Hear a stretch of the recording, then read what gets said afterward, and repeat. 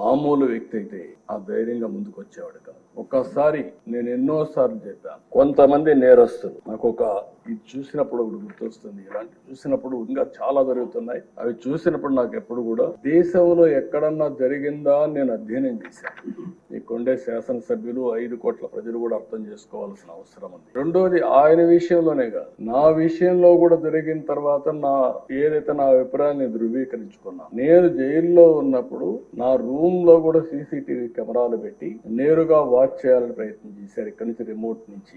అదే ఈయన విషయంలో కూడా ఆయన్ని కొడుతూ టీవీలో, సెల్ ఫోన్ లో ఆనాటి ముఖ్యమంత్రి చూశారని వారు చెప్పే పరిస్థితికి వచ్చారు. అది ఆ రోజు నాకు నమ్మశక్యంగా అనిపించలేదు. కానీ నా విషయంలో ఎక్కడైతే నన్ను జైల్లో పెట్టారో ఆ రూమ్ లో కూడా సీసీటీవీ కెమెరా పెట్టి నేను ఏ విధంగా ఉన్నానో వాచ్ చేయడానికి ప్రయత్నం చేశారన్నప్పుడు నాకు నా అభిప్రాయాలు కన్ఫర్మ్ అయినా. అది అయిన తర్వాత నేను చాలా సార్లు ఆలోచించాను, ఎక్కడన్నా ఇలాంటి వాళ్ళు ఉన్నారా, ఎక్కడన్నా జరిగిందా ప్రపంచంలో అని అడిగితే ఒకే ఒక వ్యక్తి దొరికాడు. ఆ వ్యక్తి కొలంబియాలో ఎన్నో ఏళ్లకు మునుపు కాదు, 1980-85 ఆ ప్రాంతంలో ఏదైతే పాబ్లో ఎస్కోబార్, అతనికి ఇతనికి కరెక్ట్ గా సరిపోతున్నాయి పోలికలు, దాంట్లో ఏం అనుమానం లేదు. అతను కూడా మీరు చూస్తే కొలంబియాలో మారక ద్రవ్యాల ముఠాలకు ఎస్కోబార్ అత్యంత ధనికుడుగా, నేరస్తుడుగా, దుర్మార్గుడుగా ఎమర్జ్ అయ్యాడు. దుర్మార్గుడు అంటున్నా నేను. ప్రపంచ మార్కెట్లో 80% కోకైన్ వంటి మారక ద్రవ్యాలని తయారు చేసి సరఫరా చేసి మొత్తం ప్రపంచంలోని స్మగ్లర్ గా తయారయ్యాడు. మన